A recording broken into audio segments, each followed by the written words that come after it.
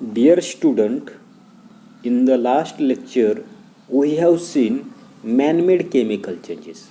मागच्या तासाला आपण मानवनिर्मित अशा प्रकारचे असणारे जे काही रासायनिक बदल जे आहेत तर ते रासायनिक बदल त्या ठिकाणी पाहिले. त्याच्यामध्ये पहिलं आपण पाहिले की कंबक्शन ऑफ फ्युएल, इंधनांचं ज्वलन. आता इंधन जे आहेत तर त्यास कोणतं इंधन तुम्ही त्या ठिकाणी जर घेतलं तर त्या इंधनामध्ये आपल्या लक्षात येतं नसते मुख्य अशा प्रकारचा घटक त्याच्यामध्ये असतो कार्बन. आणि या कार्बनचा संयोग ज्या वेळेला हवेतील ऑक्सिजन बरोबर होतो तर त्यावेळेला कार्बन डायऑक्साईड अशा प्रकारचं उत्पादित त्या ठिकाणी होतं हे आपण त्या ठिकाणी पाहिलं. त्याच्यानंतरचं दुसरं त्या ठिकाणी आपण मॅनमेड चेंजेस त्या ठिकाणी पाहिलाय तर तो पाहिलाय त्या ठिकाणी cleaning Shahabadi styles with dilute sulphuric acid. या ठिकाणी ज्या वेळेला विरल हायड्रोक्लोरिक आम्लानं आपण शहाबादी फरशी त्या ठिकाणी स्वच्छ करतो तर त्यावेळेला आपल्याला 3 उत्पादित त्या ठिकाणी तयार होताना दिसतात. पहिलं असतं त्या ठिकाणी कॅल्शियम क्लोराईड, दुसरं असतं त्या ठिकाणी कार्बन डायऑक्साईड आणि तिसरं असतं त्या ठिकाणी पाणी. याच्यामधलं असणारं जे काही कॅल्शियम क्लोराईड जे आहे तर ते काय आहे पाण्यामध्ये त्या ठिकाणी विद्राव्य आहे आणि त्याच्यामुळे ते कॅल्शियम क्लोराईड काय होताना दिसतं पाण्याबरोबर त्या ठिकाणी पाण्याच्या साहाय्यानं फरशीत होत असताना ते पाण्याबरोबर निघून जाताना दिसतं. दुसरं उत्पादित असतं कार्बन डायऑक्साईड. ही कार्बन डायऑक्साईड काय होताना दिसतं हवेमध्ये त्या ठिकाणी मिसळला जातो. आणि तिसरं उत्पादित आपल्याला त्या ठिकाणी माहिती की पाणी. आणि हे जे काही पाणी जे आहेत फरशी धुण्यासाठी आपण काय करतो पाण्याचा वापर करताना दिसतो. त्या पाण्याबरोबर ते तयार झालेलं जे काही पाणी जे आहे तर ते पाणी काय होताना दिसतं तर त्याच्यामध्ये ते मिसळताना दिसतं. म्हणजे अशा प्रकारचं त्या ठिकाणी इंधनांचं ज्वलन आणि विरल हायड्रोक्लोरिक आम्लानं शहाबादी फरशी स्वच्छ करणे अशा प्रकारचे 2 मानवनिर्मित रासायनिक बदल त्या ठिकाणी आपण पाहिलेत. याच्यानंतरचा तिसरा त्या ठिकाणी आपल्याला मॅनमेड चेंजेस त्या ठिकाणी पाहायचं आहे की सॉफ्टनिंग ऑफ हार्ड वॉटर.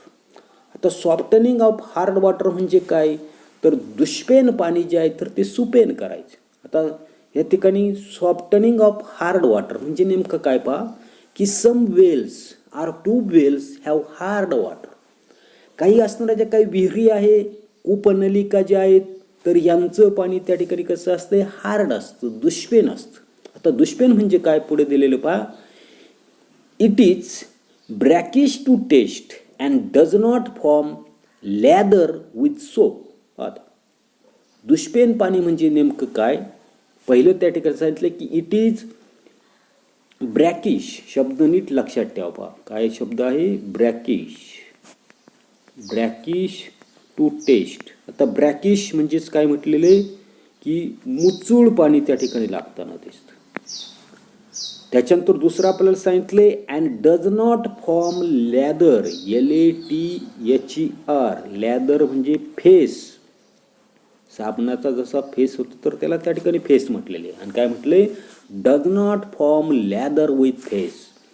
म्हणजे हार्ड वॉटर म्हणजे कोणतं तर ते हार्ड वॉटर म्हणजे जे चवीला त्या ठिकाणी मचूळ लागतं किंवा याच्यामध्ये साबणाचा असणारा जो काही फेस जो आहे तर तो फेस त्या ठिकाणी होत नाही. आता हे का होत नाही तर ते पुढे आपल्याला दिलेलं पहा this is because of hard water contain chloride and sulphate salts of calcium and magnesium in dissolve state. कारण हे जे काय असणारं जे काही दुष्पेन पाणी जे आहे तर त्या दुष्पेन पाण्यामध्ये कॅल्शियम आणि मॅग्नेशियम क्लोराईड आणि सल्फेट याचे असणारे जे काही क्षार जे आहेत तर ते क्षार त्याच्यामध्ये त्या ठिकाणी विरघळलेले असतात. To soften the hard water a solution of washing soda is added to it. मग अशा प्रकारचं हे जे काही दुष्पेन पाणी जे आहेत हार्ड वॉटर काय करायचं आपल्याला त्या ठिकाणी सॉफ्ट करायचं. म्हणजे दुष्पेन पाणी काय करायचं सुपेन त्या ठिकाणी करायचं. याच्यासाठी आपण धुण्याच्या सोड्याचं द्रावण त्या ठिकाणी टाकताना दिसतो. अनेक प्रकारच्या वॉशिंग पावडर ज्या आहेत तर त्या वॉशिंग पावडर त्याच्यामध्ये टाकताना दिसतो. म्हणजे दुष्पेन पाणी आपल्याला त्या ठिकाणी सुपेन करायचे. दुष्पेन पाणी सुपेन करण्यासाठी आपण काय करतोय वॉशिंग पावडर जे आहेत धुण्याच्या सोड्याचं द्रावण त्याच्यामध्ये टाकताना दिसतं किंवा पावडर त्याच्यामध्ये टाकताना दिसतो. आता याच्यामुळे काय होतं दिसते पहा this results in a chemical reaction to form a precipitate of insoluble carbonate salts of calcium and magnesium. याच्यामुळे काय होताना दिसते रासायनिक अभिक्रिया त्या ठिकाणी होताना दिसते आणि रासायनिक अभिक्रिया होऊन आपल्याला त्या ठिकाणी प्रेसिपिपेट. आता प्रेसिपिपेट म्हणजे अद्रावणीय जे त्या ठिकाणी विरघळू शकत नाही अशा प्रकारचं त्या ठिकाणी रासायनिक अभिक्रिया होऊन कॅल्शियम आणि मॅग्नेशियमच्या अद्रावणीय कार्बोनेट क्षारांचा अवक्षेप जो आहे, प्रेसिपिटेट म्हणजे अवक्षेप जे आहे, तर तो अवक्षेप म्हणजे घट्ट अशा प्रकारचा पदार्थ त्या ठिकाणी तयार होऊन तो काय होताना दिसतो, बाहेर त्या ठिकाणी पडताना दिसतो. पुढे as the dissolved salts of calcium and magnesium go out in the form of the precipitate of the carbonate salts, the water is softer. या ठिकाणी आपल्या लक्षात येताना दिसते की पाण्यातील विरघळलेला जो काही कॅल्शियम आणि मॅग्नेशियमचे क्षार कार्बोनेट क्षारांच्या अवक्षेपाच्या रूपामध्ये बाहेर त्या ठिकाणी पडल्यानं ते असणारं जे काय हार्ड वॉटर जे आहे, तर ते हार्ड वॉटर काय होताना दिसते, सॉफ्ट त्या ठिकाणी होताना दिसते. म्हणजे त्या ठिकाणी दुष्पेन पाणी सुपेन जे आहे, तर ते सुपेन त्या ठिकाणी होताना दिसतं. The following equation can be written for this chemical change. हा जो काही होणारा तो काही रासायनिक बदल जे आहे, तर त्या रासायनिक बदलासाठी आपण पुढील प्रकारचं समीकरण जे आहे, तर ते समीकरण त्या ठिकाणी लिहू शकतो. आता काय दिलेलं आहे की सर्वसाधारणपणे आपल्याला कॅल्शियम क्लोराईड जे सर्वसाधारणपणे त्याच्यामध्ये असणारे जे काही क्षार जे आहे, म्हणजे पाणी जे आहे, तर त्या पाण्यामध्ये कॅल्शियम क्लोराईडचे क्षार असतात.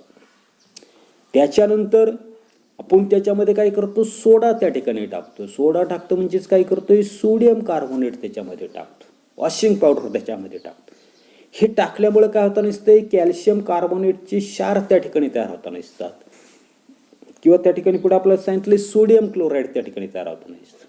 मग आता याची असणारे जे काही रासायनिक समीकरण जे आहे, तर ते रासायनिक समीकरण आपल्याला दिलेलं आहे की कॅल्शियम क्लोराईड त्याचा फॉर्म्युला आहे CaCl2. त्याच्यानंतर असणारं जे काही वॉशिंग सोडा किंवा त्यालाच आपण सोडियम कार्बोनेट म्हणताना दिसतो, त्याचा फॉर्म्युला आहे Na2CO3. आता याच्यापासून काय काय तयार होताना दिसते, तर पहिलं आपल्याला सांगितलंय कॅल्शियम कार्बोनेट त्या ठिकाणी तयार होताना दिसते.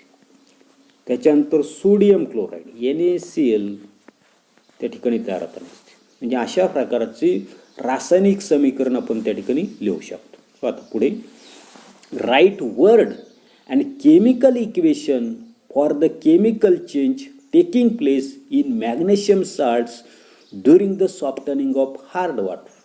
म्हणजे दुष्पेन पाणी सुपेन करताना मॅग्नेशियमच्या क्षारामध्ये होणाऱ्या रासायनिक बदलांसाठी शाब्दिक आणि रासायनिक समीकरण आपल्याला त्या ठिकाणी आपण पाहिले मगाशी की हार्ड वॉटर जे आहे, तर त्या हार्ड वॉटरमध्ये दोन क्षार असतात, एक कॅल्शियमचे आणि दुसरं मॅग्नेशियमचे. तर कॅल्शियमसाठी आपण वर्ड इक्वेशन त्या ठिकाणी लिहिलेलं आहे.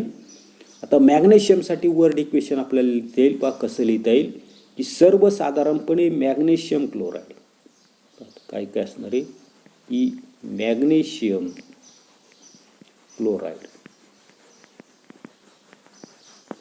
या मॅग्नेशियम क्लोराईडमध्ये काय करणार आपण, वॉशिंग पावडर टाकणार. वॉशिंग पावडर म्हणजे काय असणार आहे की सोडियम क्लोराईड सोडियम कार्बोनेट त्या ठिकाणी असणार आहे, सोडियम कार्बोनेट.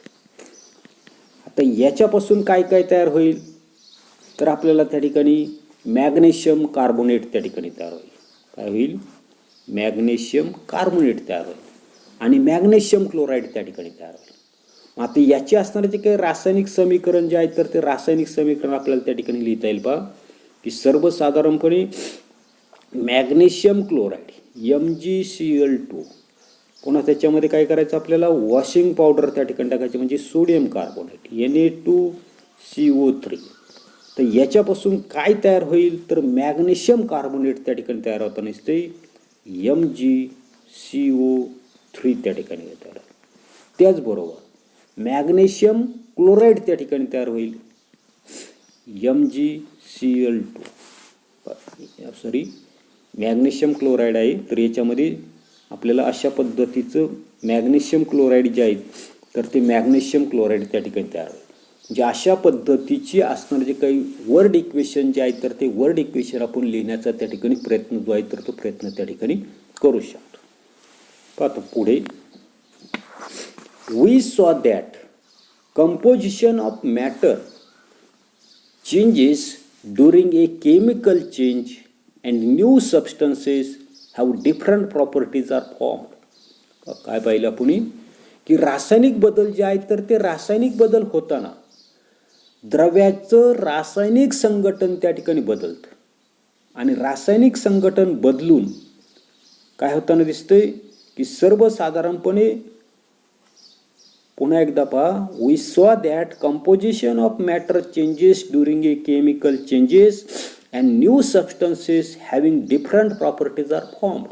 जे रासायनिक बदल होताना द्रव्याचं त्या ठिकाणी रासायनिक संघटन बदलतं आणि मूळच्या पदार्थांची म्हणजे अभिकारक असेल रासायनिक अभिक्रिया होऊन वेगवेगळ्या गुणधर्माचे नवीन पदार्थ उत्पादित त्या ठिकाणी तयार होतात.